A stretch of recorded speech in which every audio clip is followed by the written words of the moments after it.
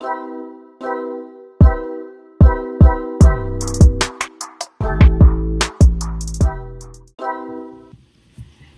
and welcome back to my channel. My name is Tembi. I'm a native of New York City, currently living in southern France. I moved to southern France at the age of 47 to pursue university education, and I met and married my husband for the first time at 50. So today is a lesson, okay? A lesson for you hopeful expats or future expats in local living. Okay, we're going to call this the importance of the quittance de loyer. Now, the quittance de loyer is essentially equal to a rent receipt. Okay, it literally means that your obligation for the month is finished and you are free and you have satisfied all of you've satisfied your financial obligation for the month. That was my husband. And okay, so the quittance de loyer is important, as you might imagine. It's equivalent to having a rent receipt. Now, the thing is that when you arrive in France, and I've mentioned this before, France is a beautiful country, particularly down here in the south. But because it is a beautiful country, there's such a thing as housing insecurity. As I mentioned in a previous video about spending the night in a diner. And so when I first got here, I was anticipating a rental that my local French friend, helped me find on, I think it was Le Bon Coin or something like that. And within days of my arriving here, he quickly said, "Oh, no, cancel it. That's not going to happen." And I said, "Why?" And he says to me, "It's a scam." Now, he works in banking and he's also a French national. He's been here his whole life, apart from the time that he spent in the States studying. And he was able to identify the account numbers that the proprietor provided asking for the money transfer. And he looked at it and he said, "Oh, I don't recognize those numbers. Those don't look familiar to me." And sure enough, he looked it up. Not only did he look it up, but he traced it back to a prepaid credit card purchased in Africa. Okay, so that was done. So that's one cautionary tale. Be wary of these scams, and you really need someone on the ground. You need boots on the ground to be able to identify these things. Because I wouldn't have known, I'm not only am I an American, but I don't have that European banking background, which is a little bit different from the States. So with the help of, actually, I think it was his cousin or something, I found a room for rent in an apartment in Aix-en-Provence, just a couple of blocks away from where I would be studying. Great, okay?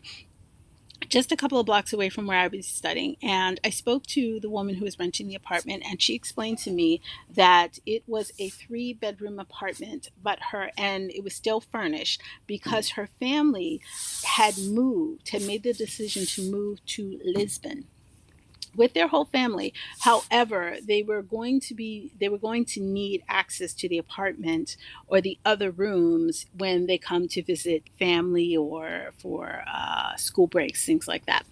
So, okay, this is fine as long as I have my own private room, no problem.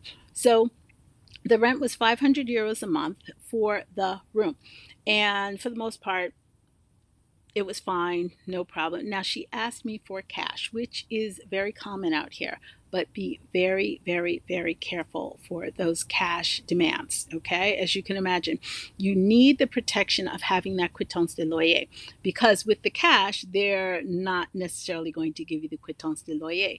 And the quittance de loyer may not be important for a month or for more than a couple of months, but if you plan on staying long term and you're going to need to secure other housing, you're going to have to show that financial history evident in the quittance de loyer. So I agreed to the cash. Now, I didn't think anything of it because the last time I lived in Nice, I gave the guy bank transfers and they were all scheduled, so everything was clean and done.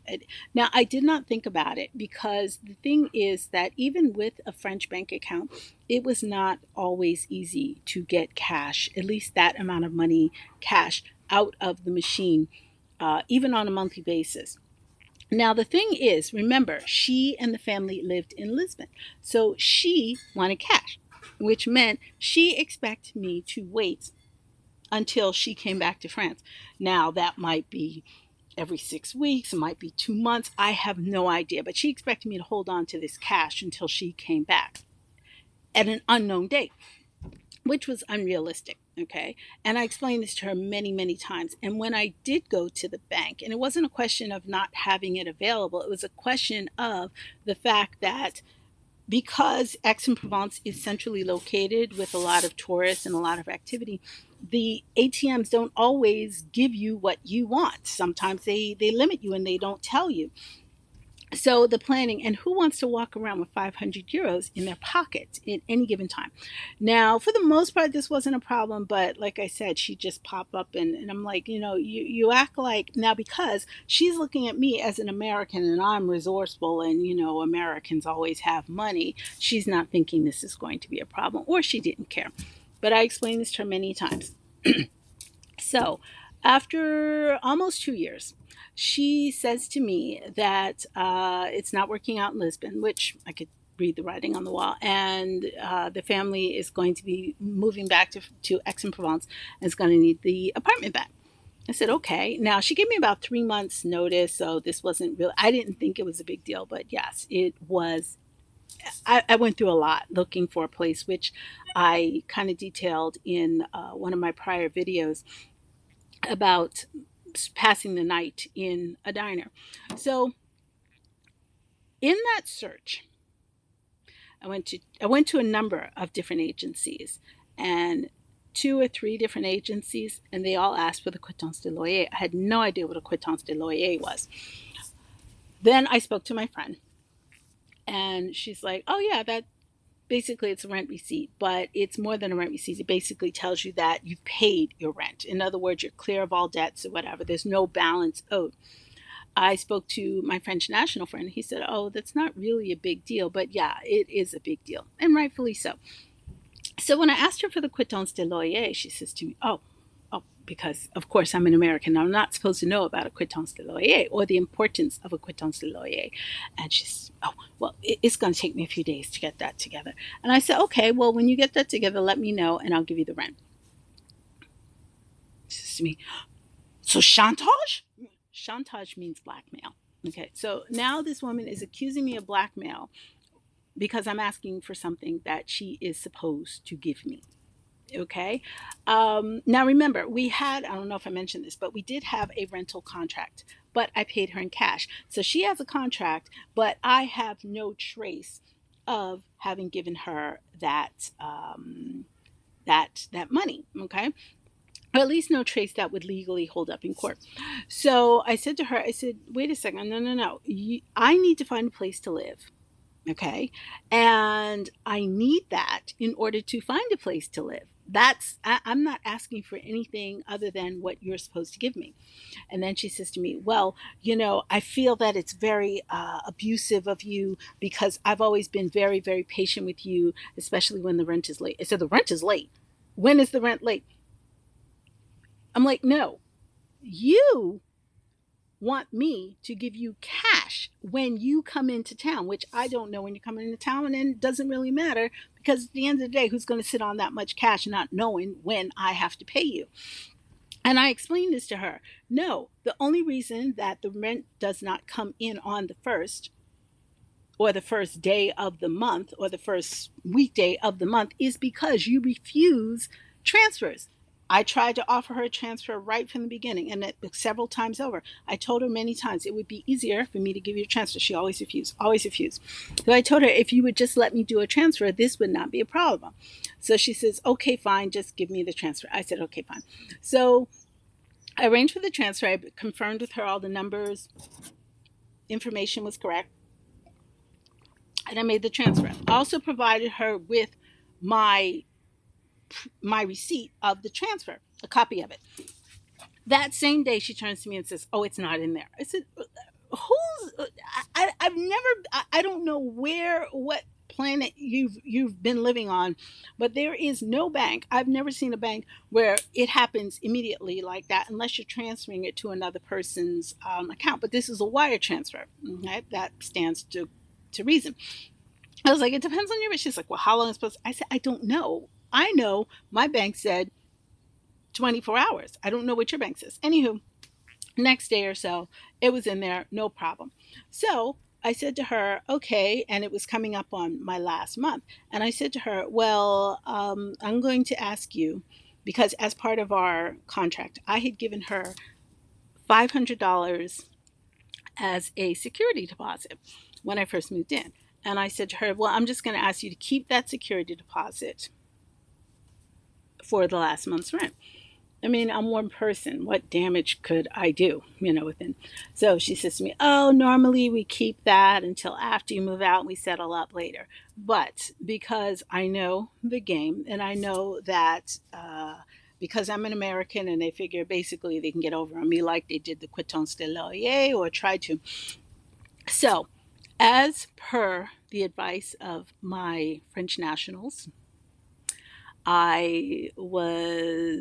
it's suggested to me that I say to her, "Okay, fine, I will give you the final month's rent at the same time you return the security deposit."